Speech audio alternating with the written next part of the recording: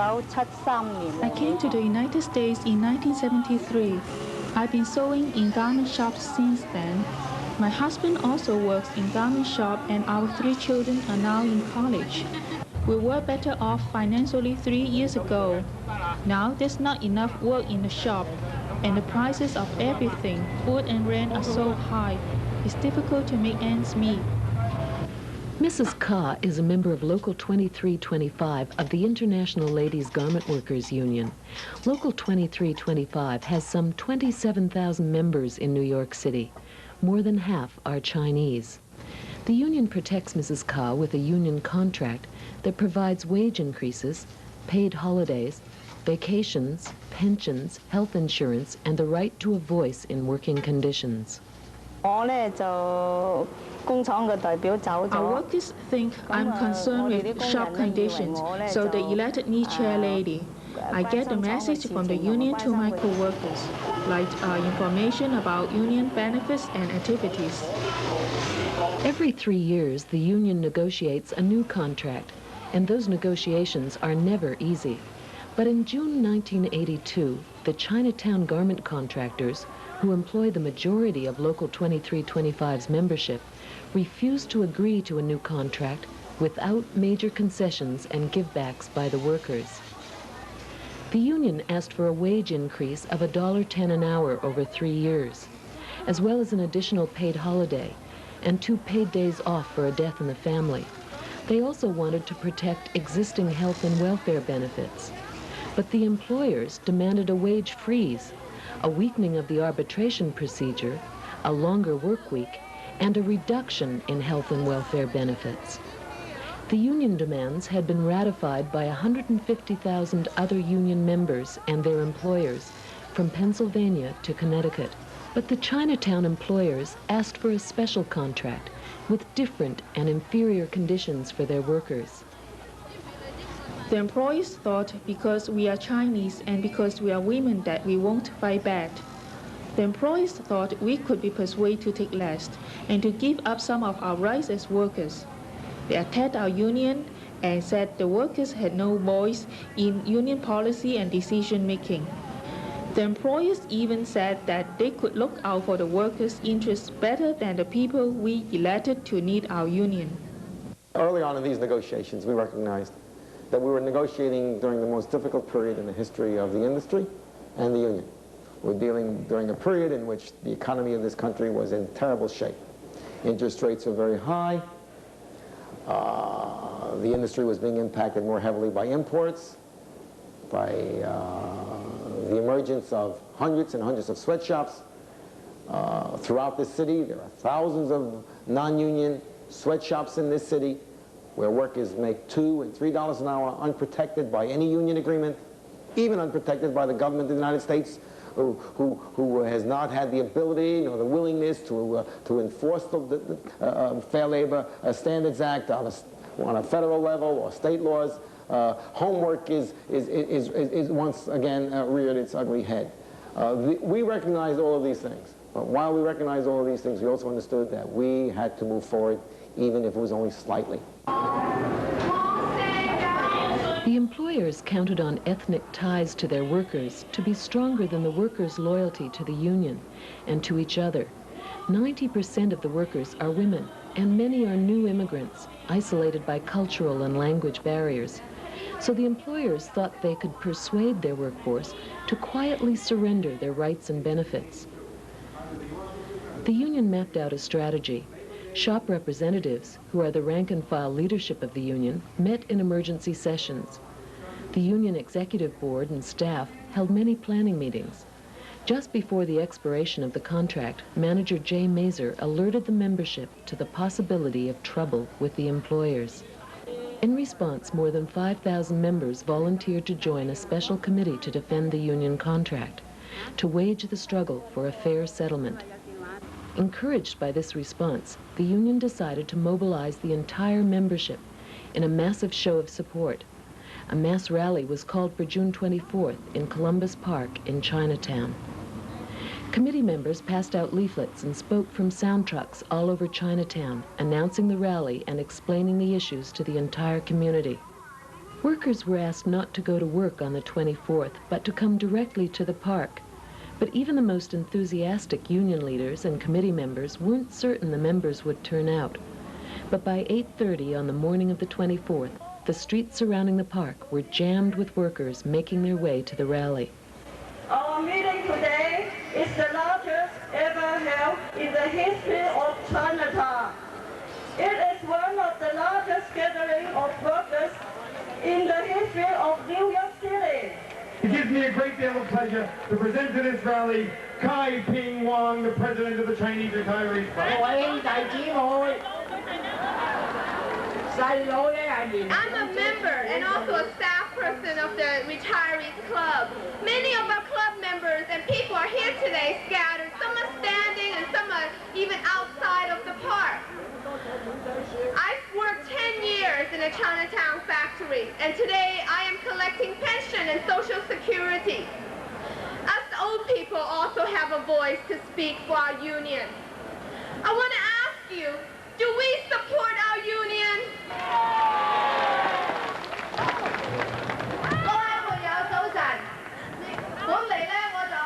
I've worked in a garment factory here in Chinatown for the past 6 years and was a workers' representative on many occasions. We, workers in Chinatown, all know and understand the best how hard we have to work just to make a living. Without the union, the boss can do anything they want, and the union protect the members by using the contract. We have contract with the manufacturer and with the contractor. So the boss, after they sign the contract, so they means that they agree that they will giving out all the benefits. Members can have health benefits. We have a very good health center in the union building. The members can get free check-up and go to see the doctors. There's many special kind of doctor in this health center. They can have the coverage from the family too, the health benefit, after they join the union 6 months later. They trained me as a business agent. I start to visit the shops, and when I visit the shop, I ask about what was happening, any kind of problem that I could have, which boss don't do right on the contract. They don't pay the holiday pay, the health safety, the area around the shop, and every question that the business agent will answer the members. Look at all the other workers who have already had their contracts settled. They are here to support us. We should not accept any treatment that is inferior. Chinese workers are people too. We should also receive equal rights in the contract.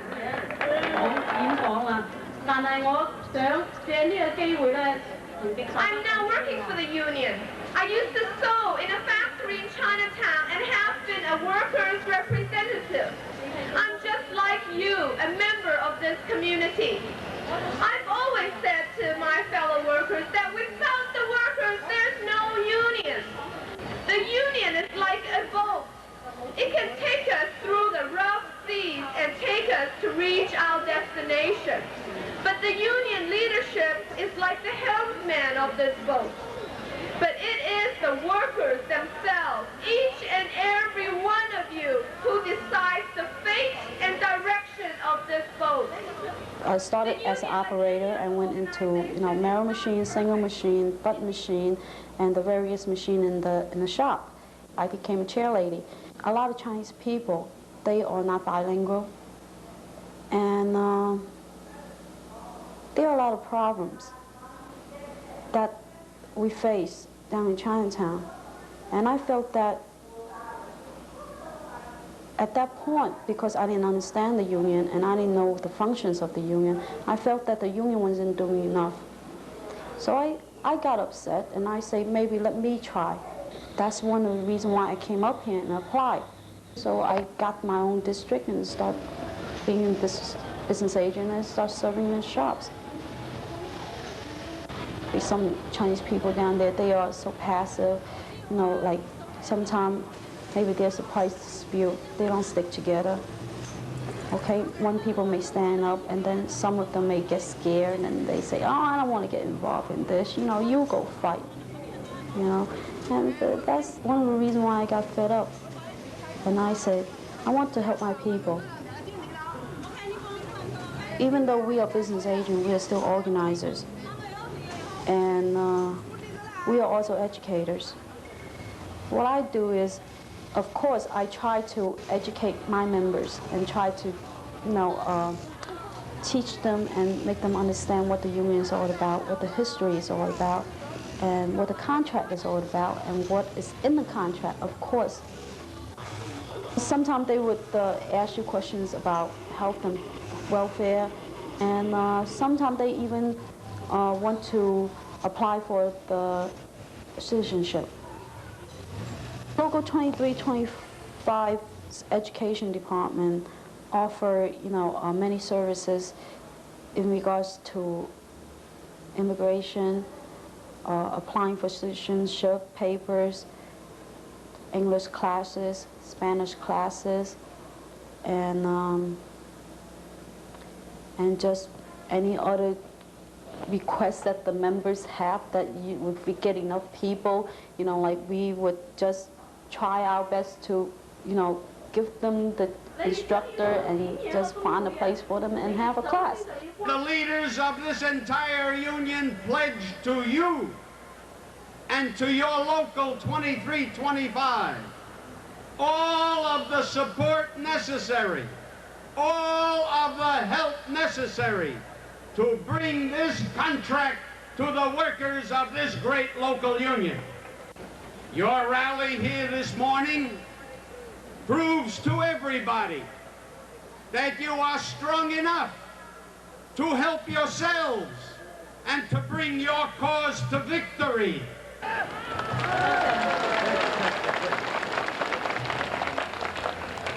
We are very proud to introduce to you Brother Jay Mazer. This rally, the largest ever seen in this community, has a purpose.